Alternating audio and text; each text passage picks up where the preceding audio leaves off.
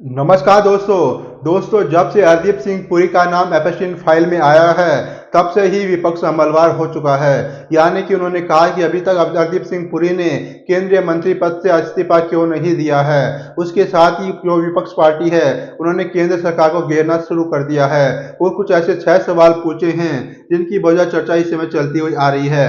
साथ ही ऐसा भी कहा जा रहा है कि अभी तक एपस्टीन फाइल में हरदीप सिंह पुरी का नाम आने की वजह से उनको अभी तक बर्खास्त क्यों नहीं किया गया, साथ ही उनको अपने पद से हटाया क्यों नहीं हटाया गया। ऐसी बहुत चर्चा चलती हुई आ रही है। उसके बाद हरदीप सिंह पुरी ने अपने आप को बचाव करते हुए कुछ ऐसे बयान भी दिए हैं, उसके बारे में भी चर्चा करेंगे। सबसे पहले चर्चा करेंगे कि आखिरकार में हरदीप सिंह पुरी और जेपी एपस्टीन के बीच में किस तरह से बातचीत हुई थी।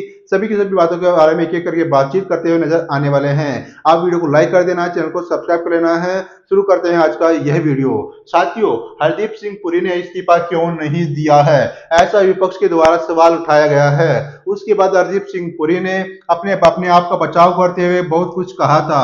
सभी चीजों के बारे में बात करेंगे। साथ ही यहाँ पर बात करते हैं सबसे पहले हरदीप सिंह पुरी के बारे में। जेपी एपस्टीन फाइल में केंद्रीय मंत्री हरदीप पुरी के बारे में अब तक क्या क्या सामने आया है। साथ ही उन्होंने कहा कि मेरा एपस्टीन फाइल से किसी भी तरह का कोई भी संबंध नहीं है। हाल ही में विपक्षी सांसदों ने संसद भवन परिसर में यानी कि मकर द्वार के बाहर प्रदर्शन किया था। वे एपस्टीन फाइल में केंद्रीय पेट्रोलियम और प्राकृतिक गैस मंत्री हरदीप सिंह पुरी का नाम आने और यौन अपराधी जेफरी एपस्टीन के साथ मेल मुलाकात की वजह से उनके इस्तीफे की मांग कर रहे हैं। साथ ही अमेरिका डिपार्टमेंट ऑफ जस्टिस ने हाल ही में एपस्टीन से जुड़ी फाइलों का भारी पुलिंदा जारी किया है। लगभग 30 लाख फाइलें वहां पर जारी की गई है, जिनमें 2 लाख तो फोटोज है, लगभग 2000 के आसपास उसमें छोटी छोटी बच्चियों के यौन अपराध वाले वीडियो भी जारी किए गए हैं। एपस्टीन फाइल से पता चलता है कि हरदीप सिंह पुरी और जेफरी एपस्टीन के बीच साल 2014 से लेकर साल 2015 के बीच ईमेल के जरिए कई बार बातचीत की गई थी। सवाल इस बात को उठ रहा है कि जब एपस्टीन को साल 2008 में ही यौन अपराधों के लिए सजा मिल चुकी थी, तो उसके बाद हरदीप सिंह पुरी जेफरी एपस्टीन के संपर्क में क्यों थे। उसके बाद हरदीप सिंह पुरी का कहना है कि उनका एपस्टीन की आपराधिक गतिविधियों से किसी भी तरह का कोई भी संबंध नहीं है। उन्होंने अपने आप का बचाव करते हुए कहा है। उसके बाद opposition MPs demand Hardeep Singh Puri resignation over alleged links with Epstein, यानी कि उनके द्वारा एपस्टीन फाइल में जिक्र होने की वजह से उन्होंने अभी तक इस्तीफा क्यों नहीं दिया है। साथ ही ऐसा भी कहा जा रहा है कि जेफरी एपस्टीन फाइल में नाम आने की वजह से ही उनको इस्तीफा देने की कोई भी जरूरत नहीं है, यानी कि उन्होंने यौन अपराधों में उनका कोई भी लिंक जोड़ा नहीं जा रहा है। साथ ही 4 अक्टूबर 2014 को एक ईमेल में हरदीप पुरी ने एपस्टीन की तारीफ की थी और उनसे सलाह भी मांगी थी। बात करेंगे एक एक ईमेल के जरिए कैसे कैसे उनसे मुलाकात हुई थी, कैसे कैसे क्या क्या बातें हुई थी उन दोनों के बीच में। जो सबसे बड़ा पहला मेल किया गया था यहाँ पर उस मेल में लिखा गया था कि रीड ऑफमैन एक अमेरिका इंटरनेट उद्यमी है, यानी कि बिजनेसमैन है और लिंक्डइन के सह संस्थापक भी है। जेफरी एपस्टीन ने हरदीप सिंह पुरी को एक ईमेल लिखा, मेरी टेरजे से बात हुई, रीड ऑफमैन भारत आने के लिए तैयार है।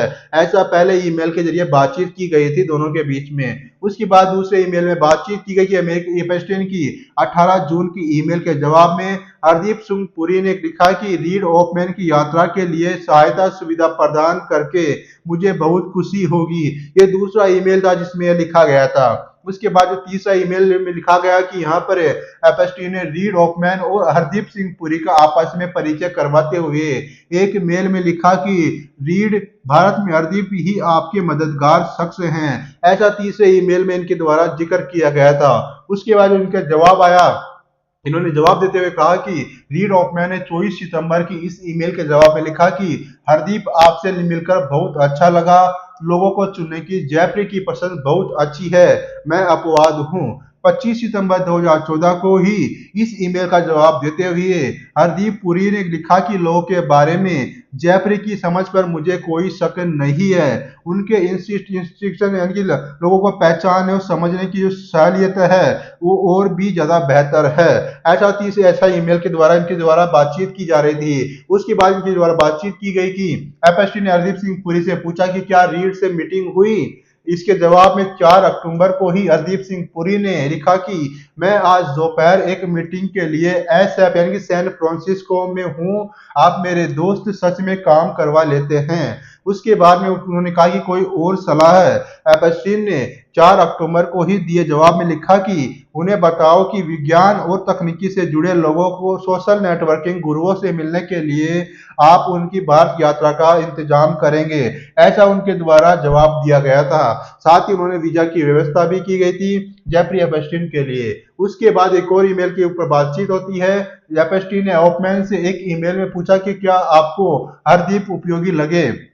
इसके जवाब में 12 अक्टूबर 2014 को रीड ऑफमैन ने लिखा कि कॉम्प्लिकेटेड यानी कि जटिल या फिर उलझे हुए उनको हरदीप सिंह लगे थे। उसके बाद फिर एक बार फिर से बातचीत होती है दोनों के बीच में। यहाँ पर बातचीत के बारे में आप यहाँ पर समझ सकते हो। जेफरी एपस्टीन ने हरदीप सिंह पुरी को एक ईमेल में लिखा कि हरदीप, मुझे एक मदद चाहिए। मेरी सहायक को भारत में एक शादी में शामिल होने के लिए तुरंत वीजा चाहिए। क्या दूतावास में कोई ऐसा व्यक्ति है जिससे वह बात कर सके? इसके जवाब में हरदीप सिंह पुरी ने 24 अक्टूबर को ही एक ईमेल में सेवानिवृत्त राजदूत प्रमोद बजाज को लिखा, प्रमोद, अगर आप इसे प्राथमिकता के आधार पर करवा सके तो मैं आपका आभारी रहूंगा। मैं आवेदक से अनुरोध करूंगा कि वह आपसे सीधा संपर्क करे। उसके बाद जयप्री राजदूत बजाज को, जो अब मेरे साथ काम करते हैं, इसकी व्यवस्था कर देंगे। उसके बाद प्रमोद, यदि आप उनसे अनुरोध करना चाहे तो न्यूयॉर्क में रह रहे संजीव को भी इसमें यानी कि मेल में कॉपी किया गया है, उसके बारे में चर्चा की गई है। 24 अक्टूबर को ही प्रमोद बजाज ने जेफरी एपस्टीन को एक ईमेल लिखी। उसमें उन्होंने एपस्टीन की हरदीप सिंह पुरी को लिखी ईमेल का हवाला देते हुए कहा कि हमें वीजा संबंधी आपकी सहायता करने में बहुत खुशी होगी। इसके बाद प्रमोद बजाज ने लिखा कि आजकल वीजा प्रक्रिया ऑनलाइन होती है और ऑनलाइन आवेदन करने के बाद वीजा आवेदन की हार्ड कॉपी यानी कि आउटसोर्सिंग कंपनी के दफ्तर में जमा करवानी होगी। आखिर में प्रमोद बजाज ने लिखा कि जैसे ही यह प्रक्रिया पूरी हो जाए कृपया हमें सूचित करें, हम आगे की प्रक्रिया में आपकी सहायता करेंगे। यदि आपके सहकर्मी को किसी अन्य जानकारी या सहायता की आवश्यकता हो तो कृपया बेहिचक हमसे संपर्क कर सकते हैं। ऐसे दोनों के बीच में बातचीत हुई थी। उसके बाद ही प्रधानमंत्री नरेंद्र मोदी जी के पहले कार्यकाल में डिजिटल इंडिया को 1 जुलाई 2015 को लॉन्च किया गया था। उसके बारे में भी इसमें चर्चा की गई थी, यानी कि उसके बारे में भी एक ईमेल के बारे में चर्चा की गई थी, जो ईमेल आप यहाँ पर क्लियर तरीके से देख सकते हो। उसमें लिखा था कि हरदीप सिंह पुरी ने जेफरी एपस्टीन को एक ईमेल लिखा। इसमें उन्होंने एक्सोटिक आइलैंड या फिर अनूठे टापू का जिक्र किया। पुरी ने लिखा कि जब आप अपने एक्सोटिक आइलैंड से वापस आ जाए तो कृपया बताइएगा, मैं आपसे मिलकर थोड़ी बातचीत करना चाहूंगा। साथ ही आपको भारत में रुचि जगाने वाले कुछ किताबें भी देना चाहता हूं। इसके बाद उसी दिन एपस्टीन ने लिखा कि मैं तो आपको लिखी ही रहा था कि कमाल है, मैंने रीड से बात की है। जवाब में हरदीप सिंह पुरी ने लिखा कि वास्तव में यह तो टेलीपैथी ही है। जब आप वापस आ जाए तो मुझे जरूर बताइएगा और मजे कीजिए। वैसे भी उसके लिए आपको किसी और के उत्साहवर्धन की जरूरत नहीं पड़ने वाली है। ऐसा भी इनके द्वारा बातचीत की गई थी। उसके बाद हरदीप सिंह पुरी ने जेफरी एपस्टीन को एक ईमेल लिखा। इसमें उन्होंने एक्सोटिक आइलैंड या अनूठे टापू का जिक्र किया। पुरी ने लिखा कि जब आप अपने एक्सोटिक आइलैंड से वापस आ जाए तो कृपया मुझे बताइएगा, हम दोनों मिलकर के दोनों के बीच में बातचीत करेंगे। साथ ही मैं आपको कुछ किताबें भी देना चाहता हूँ। हरदीप सिंह पुरी ने इस मेल में आगे लिखा कि उदाहरण के लिए जापानी दूरसंचार और इंटरनेट दिग्गज सॉफ्टबैंक ने हाल ही में घोषणा की कि उसने अगले 10 सालों में भारतीय ई कॉमर्स क्षेत्र में 10 अरब अमेरिकी डॉलर का निवेश करने का योजना बनाई है। भारतीय कंपनी स्नैपडील 600 मिलियन अमेरिकी डॉलर की फंडिंग प्राप्त करने वाली पहली कंपनी है। मजबूत जनादेश के साथ चुनी गई नई सरकार के आने से बाजार में हलचल और बढ़ गई है। यह डिजिटल इंडिया पर खास फोकस के लिए भारतीय अर्थव्यवस्था को पुनर्जीवित करने के लिए प्रतिबद्ध है। साथ ही राजनीतिक हलकों में यह भी सवाल उठाया जा रहा है कि जब डिजिटल इंडिया लॉन्च ही साल 2015 में हुआ तो हरदीप सिंह पुरी नवंबर 2014 में एपस्टीन से इसकी चर्चा कैसे कर रहे थे। यानी कि जो चीज लॉन्च ही नहीं हुई थी उससे पहले उसकी चर्चा कैसे जेफरी एपस्टीन से हरदीप सिंह पुरी कर रहे थे। उसके बाद विपक्ष ने इन बातचीत के ऊपर सवाल उठाए हैं। कांग्रेस ने एपस्टीन फाइल में केंद्रीय मंत्री हरदीप सिंह पुरी का नाम आने के बाद सरकार पर हमला तेज कर दिया है। उसके बाद ही कांग्रेस ने एपस्टीन फाइलों में केंद्रीय मंत्री हरदीप सिंह पुरी का नाम आने के बाद सरकार से कुछ सवाल पूछना शुरू कर दिए हैं। साथ ही उन्होंने सवाल खड़े करना भी शुरू कर दिए हैं। कांग्रेस ने सबसे पहले मांग की हरदीप सिंह पुरी को अपने पद से इस्तीफा देना चाहिए। पार्टी का कहना है कि जब किसी केंद्रीय मंत्री का नाम अंतर्राष्ट्रीय स्तर की आपराधिक जांच से जुड़े दस्तावेजों में आता है तो उन्हें नैतिक रूप से पद पर बने नहीं रहना चाहिए। उसके साथ ही कांग्रेस ने हरदीप सिंह पुरी की मेल से जुड़े 6 सवाल भी उठाए हैं, जिनमें पहला सवाल था एपस्टीन को रीड के साथ हरदीप की मुलाकात के बारे में पहले ही कैसे पता चल गया, ऐसे उनके द्वारा सवाल पूछा गया है। दूसरा सवाल था क्या एपस्टीन ही वह कॉन्टैक्ट था जिसने रीड ओपमैन के साथ मुलाकात करवाई थी। तीसरा सवाल कांग्रेस के द्वारा पूछा गया हरदीप उससे मुलाकात की जानकारी क्यों डिस्कस कर रहे थे। चौथा सवाल उनके द्वारा पूछा गया एपस्टीन को दोस्त कहकर क्यों संबोधित किया गया था। उसके बाद पांचवा सवाल कांग्रेस के द्वारा सरकार से पूछा गया, हरदीप सिंह से पूछा गया एपस्टीन हरदीप के लिए क्या करवा रहा था। छठवां सवाल उनके द्वारा पूछा गया अगर उनका संबंध महज संयोग वैसे सतही था तो हरदीप एपस्टीन से सलाह क्यों मांग रहे थे। ऐसे 6 सवाल कांग्रेस के द्वारा सरकार से और साथ ही हरदीप सिंह पुरी से पूछे गए थे। उसके साथ ही यहाँ पर कांग्रेस के जो नेता पवन खेड़ा ने दावा किया कि साल 2014 से 2017 के बीच केंद्रीय मंत्री हरदीप सिंह पुरी और यौन अपराधी जेफरी एपस्टीन के बीच 62 बार ईमेल का आदान प्रदान भी हुआ था। कांग्रेस ने एक बार फिर से हरदीप सिंह पुरी के इस्तीफे की मांग की है। साथ ही उन्होंने कहा था कि एक गंभीर अपराध में आपका नाम आया तो आपको इस्तीफा दे देना चाहिए। उसके बाद हरदीप सिंह पुरी ने अपने बचाव में कहा कि इस मामले में उन्होंने अपना पक्ष रखते हुए केंद्रीय मंत्री हरदीप सिंह पुरी ने कहा कि एक प्रेस कॉन्फ्रेंस की, उस दौरान उन्होंने कहा कि हरदीप सिंह पुरी ने इस दौरान कहा कि एपस्टीन से जुड़े मामले गलत काम और युवा अपराधों से संबंधित है। एपस्टीन के मामलों में आरोप है कि उसके पास एक टापू था, वहां वह लोगों को यौन गतिविधियों में लिप्त होने के लिए ले जाता था। उस पर बाल यौन अपशोषण का भी आरोप है। इसके पीड़ित भी हैं, उन पीड़ितों ने मुकदमे दायर किए हैं। मेरा इससे कोई भी संबंध नहीं है। साथ ही इन्होंने यह भी कहा कि एपस्टीन से जुड़े 30 लाख फाइलें रिलीज हुई है। मैं न्यूयॉर्क में 8 साल रहा था। हम मई 2009 से उस दौरान बातचीत कर रहे थे जब मैं न्यूयॉर्क में संयुक्त राष्ट्र में भारत का राजदूत बना और साल 2017 में मंत्री बना।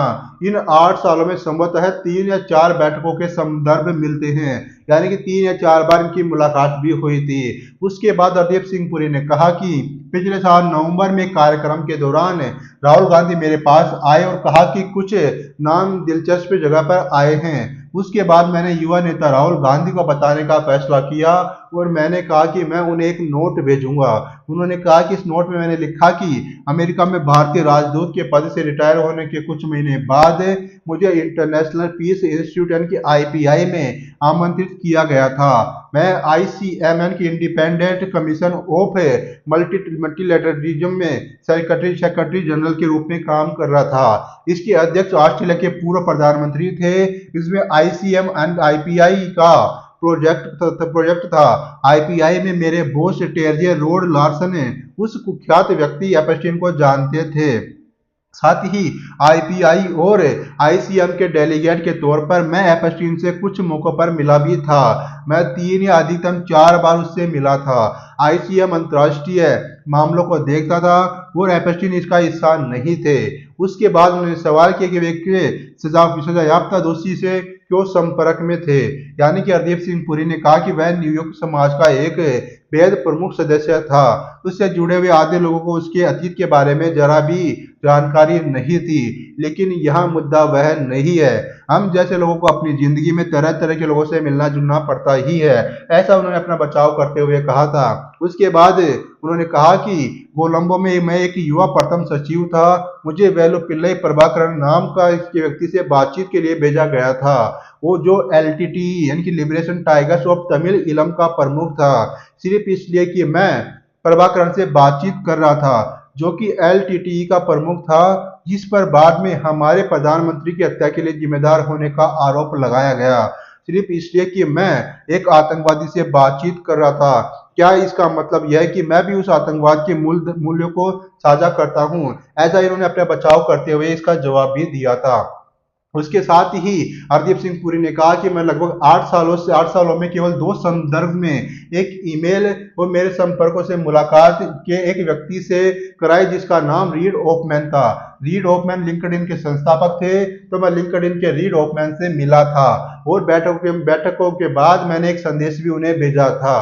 साथ ही रीड ओपमैन से जुड़े पुरी ने कहा कि नवंबर 2014 में मैं निजी नागरिक था।